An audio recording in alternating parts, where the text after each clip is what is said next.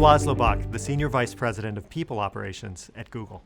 I am delighted and honored and humbled to be here today with you, sharing what little we've been able to learn at Google and what we've learned looking at companies and organizations around the world to make work better. I had this epiphany a while ago where I realized we spend more time working than we do anything else in our lives. More time than we do sleeping, more time than we do with our friends, more time than we do with the people we love the most. And for too many people, work is just a means to an end. It's a way to make a buck, but it doesn't have to be. And there's ways to make work better and more meaningful and have more impact on the people around us, have more impact on the children around us, without actually spending a lot of money. One of the things that's been most exciting to discover is that most of the things that can transform work and education are actually free. I have a friend named Michelle Krantz, who's a principal at Santa Clarita Junior High School in Southern California. And she does this thing where she sits around with her staff, and at lunch, when they have a break or when they have a staff meeting, they go around talking about what everyone has done well. And all she does is she brings a box of Kudos bars. Kudos are these chocolate granola bars. They're called Kudos. And when somebody does something well, they literally are given a kudos, given a little nice word to keep them going. And many of the things I'm going to share with you today are similarly free or incredibly low cost, but can have a powerful, powerful impact, hopefully on education and on the experience our children have. The first and most important thing I want to share with you is the importance of giving your work meaning. Adam Grant is a professor at the Wharton School at the University of Pennsylvania. It's a business school. They award MBAs, but he did research on looking at the impact of meaning on people's productivity. He worked with a call center. Basically, these were people hired to raise money for a college, to raise money for scholarships, for endowments, for things like that. And they were raising, on average, $1,300 a week. And he asked the question, what would happen if they got to know the impact of the work that was being done? So he went out to scholarship recipients and had them write a one-page essay. And in that essay, they talked about, thanks to this scholarship, because of the money you raised, I was able to study Shakespeare. I was able to go to college. And what he found was reading those letters had no impact at all on the fundraisers, zero impact at all.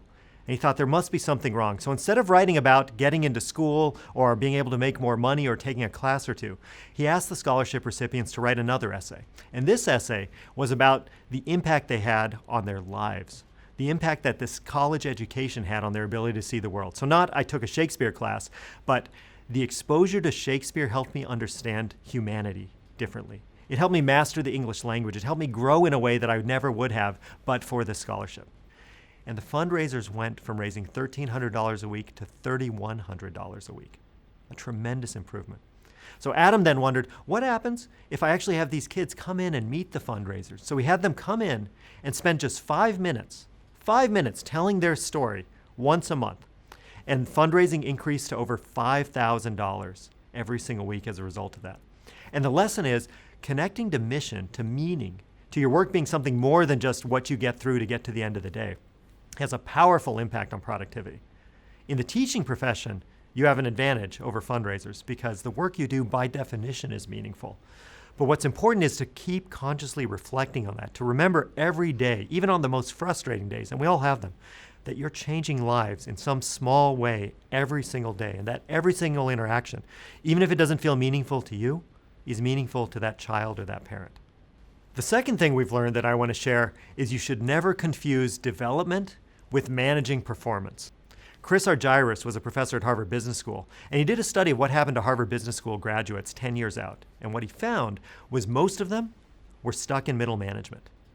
And he thought, why is this happening? These were people who had every advantage. They went to the best prep schools, they went to the best undergraduate colleges, they worked at prestigious firms, then they went to Harvard Business School of all places. They should be ruling the world after their graduate degree. And he found they got stuck. And the reason they were stuck was that they were not able to learn from failure. What he found was that successful people rarely experience failure, so that when they do fail, their ability to learn shuts down and they stop learning and they get stuck in middle management. There's a very clear analogy, not just to how we manage our educational institutions, but how we work with students. I'm sure many of you are familiar with Carol Dweck's work on growth mindset versus fixed mindset, and the impact it can have on just telling children that you're able to learn more. Your mind will expand. You can be better. You're not limited by some innate level of ability. It's incredibly powerful to underscore that and make sure people feel that. But it's also important to allow people to fail, and students in particular to fail and learn from that. In Los Altos, California, there's a school called the Bullis Charter School. It's a public school, and one of the things they do is that when students take a math test, whatever their scores are, they're given the opportunity after the test to retake any questions they missed for 50% credit. They don't have to, but they can, and they choose to. And the retaking isn't coming in and sitting and having to take the test again. They take it home, they work on it with their parents, sometimes they work on it in class with their classmates.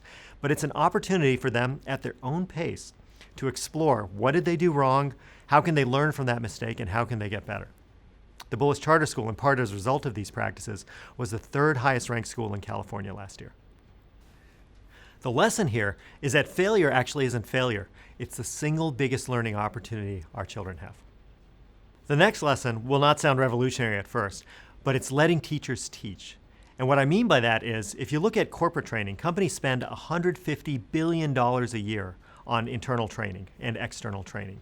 That's a third as much as the entire US educational system spends. And we have very little to show for it. The results from the formal educational system, K through 12 and colleges, far more effective than what corporations do. But at Google, we do something interesting. We let our employees teach one another. We have a program called Googler to Googler. A Googler is a Google employee. And basically, we allow them to teach any course they want to anyone else in the company. So last year, more than 5,000 Googlers taught classes to other Googlers on all kinds of topics. Winemaking, history of the bicycle, but also on physics, computer science, how to give a presentation. Because the lesson is that your best teachers actually already work for you. Now, come back to the teaching profession. And there's some teachers who are exceptional at everything, but they're very rare and few and far between and hard to replicate. But if you look at almost any educator, there is something they are going to be superb at. There's going to be someone in your institution who is amazing, better than anyone at lesson planning, and someone who's off the charts at finding that one struggling student and making them better, and someone who's equally good at nurturing your very best people, and someone who's fantastic at finding the middle of the pack and making them better. So instead of saying, we're going to bring in outside trainers, and instead of saying, here's the best person, let's study them, let everyone teach. Make sure each of your teachers knows what they are the best at, and teach that. Let that teacher teach everyone else in your environment so that everyone becomes as good at everything as your best people are at what they're great at. I'd also suggest you don't trust your gut. One of the hardest things about being a teacher is you put a tremendous amount of effort into it, and you don't actually see the results right away. Sometimes it takes years to know if something you've done has a positive effect. And every year you're getting a new batch of students. The beautiful thing there is that it's an opportunity to experiment, to try different things. And this is an area where the math and science teachers can help me out. If you're teaching multiple sections of the same class, try something a little bit different in each one of the classes. I remember I had a job when I was working for a company called General Electric, and there were 8 different business units underneath me. And I decided one year, one group, I would say no to on everything, and another one I'd say yes to on everything, and everyone else was in between. And I learned that being tough actually sometimes generates better results. It was an experiment I tried. I told my boss I was trying it, so I suggest you do the same. But as you have your multiple sections or multiple teachers teaching the same subject to one group, to one grade, I'd encourage you to think about what do they want to do differently, or what do you want to do differently in your sections, and consciously test that and try it and give it the time, the year, and see what the results are. And then go back and next year learn from what worked and what didn't.